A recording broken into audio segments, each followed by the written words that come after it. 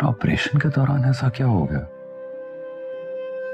कि उनको उन्हीं के लिए छोड़ना पड़ेगा?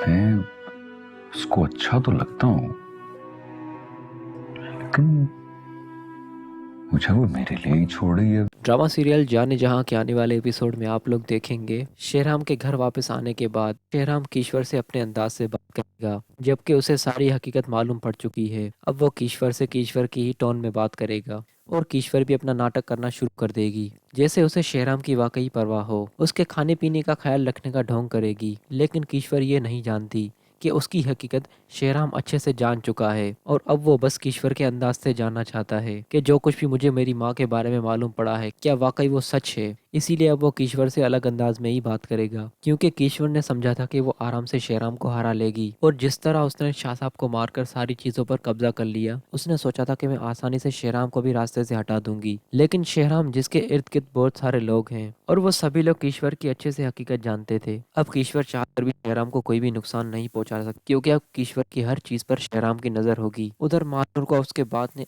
उधर महानूर के बाप ने अच्छा खासा डांट दिया है और महानूर से कहा अगर तुम रास्ते से ना हटी तो सब कुछ बर्बाद हो जाएगा, और तुम कीश्वर साहिबा को नहीं जानती वो हमारे साथ क्या कर सकती है। इसलिए मेहरबानी करके जो कुछ भी तुम्हारे दिमाग में चल रहा है उसे जल्द से जल्द निकाल दो। अगर तुम इसी तरह अपनी जिद पर अड़ी रही तो तुम्हारे साथ हमारे भी बर्बादी हो जाएगी। इसीलिए महानूर ने ये सब बातें सुनकर और तैमूर से शादी करने के लिए हाँ भी कर दी है, और ये बात तैमूर और उसकी माँ शेराम से खुद आकर कहेंगे। शेराम ये बात सुनकर दंग रह जाएगा और इस बार शेराम को थोड़ी और कोशिश करनी पड़ेगी महानूर को हासिल करने के लिए।